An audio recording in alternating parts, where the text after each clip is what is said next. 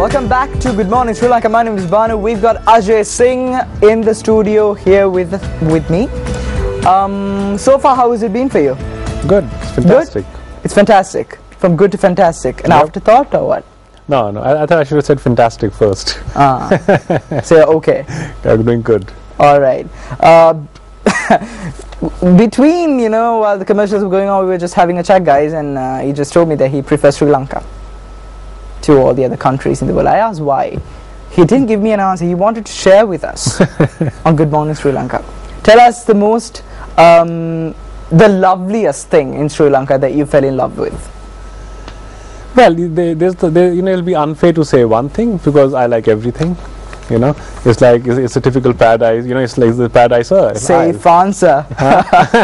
No, I think it's I see a lot of good things every moment. I would say I would see more good things here than I see in any other part of the world. So and I think the talent in Sri Lanka. Yeah, and it's like it's such an amazing space to do things. All right, good to hear. Well, let's talk about the color themes as I talked about to you before, and I kind of reckon that you yourself have pointed out before that it's very when I watch shows, especially on American television and English television, the colors that they use and all these shows that they host are very dull, to be frank with you. It's more blackish, white, grayish, all these it's very this or that. While in South Asia, in countries like India and of course Sri Lanka, when you watch a TV show or a fashion show, orange, red, blue, green, yellow, it's like a rainbow. Why do you think this is, and do you incorporate those changes when you host something huge as this? Well, it's very funny. I think I went through this a few years ago, and I realized that I think it's got to do with the environment, the temperature, the whole atmosphere around in this part of the world, because I think colors are really very South Asian. People express in colors. Nice colors in the studio. Yeah. So colors up. Yeah, and I don't know. To me, the Western world is very grey, black, dark, white. The colors Yeah. It's like I think I don't know. Probably when it's raining in London, it's always little. It's like it's always very grey, gloomy. Yeah.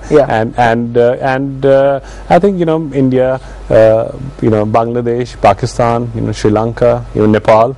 We express in colors. I think colors are so intrinsic to everything we do. The festivals are around colors.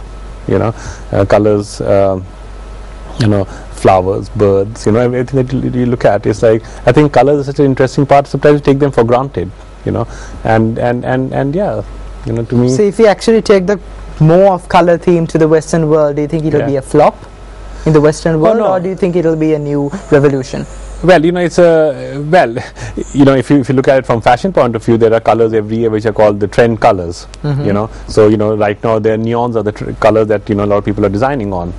So if you look at shoes, you'll have neon laces, you'll see a lot of things. So it's not correct to say that, but I think their experimentation with the colors or their involvement with the colors is a little different than the involvement that we have with the colors in this part of the world. And I think it comes down to perception as well. Yeah, perception, expression. I love colors.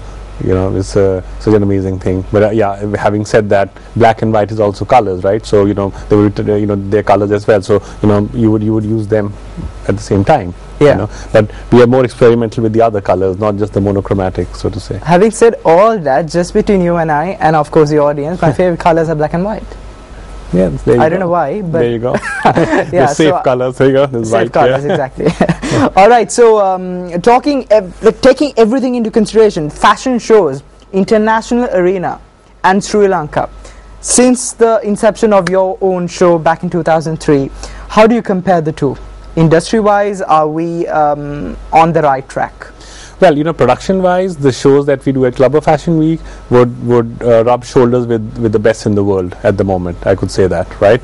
If you look at the shows, if you go on Fashion TV and see the shows that they're doing there, and look at the Club of Fashion Week shows on Fashion TV, you'll realize that when you look at from a TV audience point of view, the shows are quite quite similar, because we take great care in understanding the production details, right? And because we want it to be the, in the end, we are showcasing the best of Sri Lankan fashion, right? And it has to be shown at the platform that is the best that we can do here. So we use all the resources possible to do it, and every year we try to better it. I mean, I have the big designers who come and show here from overseas. They've come and endorsing that this production is very good compared to where they show, because we don't treat that. I guess when you work within a certain challenges, right? You always innovate, and when you innovate with good intentions, it always kind of work out for the best. It looks good, it comes it's out. always about taking risk as well and taking that leap of faith. Yeah, absolutely. So you've done it over the years, and what kind of change? I know you answered the question to me when I asked you what we could expect in the 2014 show, but are there any distinctive differences of what we're going to see this year as with last year?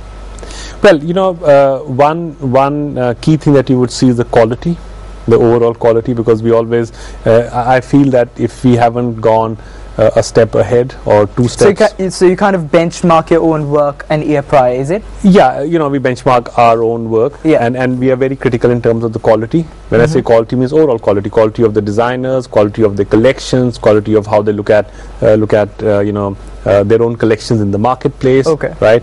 Quality of the shows. Everything, it has to be that, because I think quality also defines what we're doing. Quality is good in terms of perception that the industry of a country is is working towards and showcasing, right? So quality is always the benchmark overall, and we try to introduce new things which will in a way, how do I say it, ignite something in the fashion industry, so take it to the next level.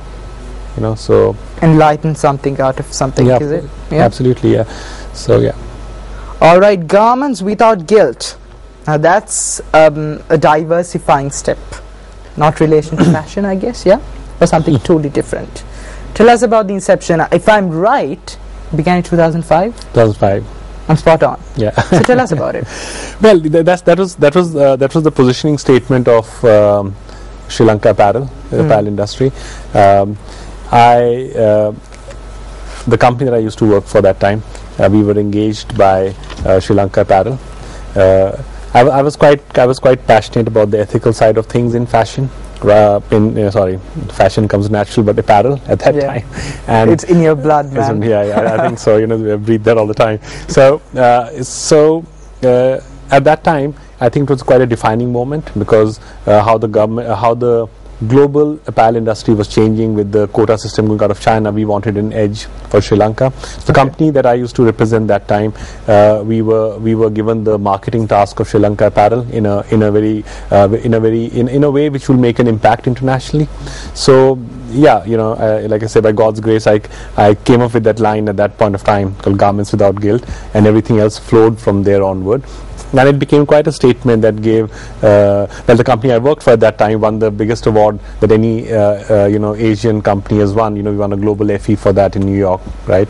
And so I think it everything that the Garments Without Guilt touched at that point of time made an impact, because it was right for that point of time to work on, and it became a defining moment for Sri Lankan apparel industry as well. So I'm quite proud to be associated with that. And when I look back and I say, oh wow, it's been 9 years of doing that. Almost a decade. So you've done these two separate huge tasks, projects, and achieved similar success, and I'm sure that both of them will be amazing in future to come. And so I know it's overloading questions when you ask about the process that you've been taken so far, and the tough asks that people, especially the public, would expect. From your point of view, looking back at this, how do you select the designers for you to be absolutely spot on that the public is going to basically fall in love? What do you exactly look at? Basically, to make this whole thing very neutral, right? So there's no bias. We have 3 designers, actually one in Pakistan, one in Bangladesh, one in India. They're on our panel, right? And I keep that little quiet, so I never want to talk about it. Otherwise, we don't want anyone getting to them directly, right? So they are kind of our selection panel. So so every designer who is okay, if you have shown at Fashion Week for 3 years consecutively, you become an automatic choice to show, because we kind of will respect the fact that you've understood every year and gone better, right? The ones who have not shown or who are starting out new, they could go through the selection panel where their sketches and their ideation process is sent to these 3 designers, who would then give their feedback, not knowing what the other one is giving. That feedback is then passed on to the designer in here, and then they're told to work on that collections, right? So for if any young designer want to apply, which is like we tell everyone, right, they just have to go and apply at colombofashionweek.com, right? And then from there, once they apply onto that, not many designers apply, so they all so go that's through step number 1 for any newcomers out there. Go to the site. If you can repeat the site. No, it's actually the email address, apply@colombofashionweek.com. Very simple, apply@colombofashionweek.com. Okay. And write in there that they're interested, and they would be guided through a process. So this is not the Bright Spark shows. These are like they are the other designers who would want to be part of Colombo Fashion Week. Even the young children, young students who are actually taking part of the Bright Spark shows, also then graduate to show at the main Fashion Week. But they also go through the same process of ideas to mentor them, to groom them with 3 senior designers who have spent close to 30 years in a global fashion industry, so to say. So we are actually exposing Sri Lankan designers to the best that they would get. And I think it's a good thing, giving from a layman's point of view here, me that for example, I think it gives the exposure that they need, and it kind of grooms them in a sort of way that they could actually face the real world at a big platform, right? And I think that's a great way, and I think you came up with that idea, is it? Or was it a team? No. I think every year when we started, every year we add new things to us to make the whole thing very professional. A lot of brainstorming sessions. A lot of brainstorming happens, So in the whole management, in the team, and everything. So every year we add something which would take the fashion industry, or at least our designers, to the next level. Like for example, we have tied up. Not many people know this. We have tie-ups with Russia Fashion Week, with Miami Fashion Week, with the Dubai one, Malaysian, and the Pakistan one. And in the past, our designers have shown there as a reciprocal arrangement. Idea was the Sri Lankan designers should get used to showing in bigger platforms. For example, Katie Brown, Kanchana showed at the Miami Fashion Week, and at the Malaysian Fashion Week, and at the Dubai one. Okay. Right? Darshi got selected to show at the Russia Fashion Week and the Miami one. Fawzal Hamid showed at the Pakistan one. All as part of Colombo Fashion Week, because they show here. So we try to create platforms for them where their exposure will get even better and bigger. So everything goes back to how can we take the Sri Lankan fashion design industry to the next level. Everything is work in progress. It is indeed, and it's continuing. That's a good part. Well, it's been a pleasure so far talking with you, but the talk hasn't ended. The chat continues, because I'm going to ask his own opinions on who his favorite designers are and what kind of motivates him to do his job every day. Is there a specific reason why? So if you want to, catch a little bit glimpse of more action, you need to stay with us on Good Morning Sri Lanka. And by the way, do not forget to like us on our Facebook fan page as well. It's www.facebook.com/Good Morning Sri Lanka. We'll be back.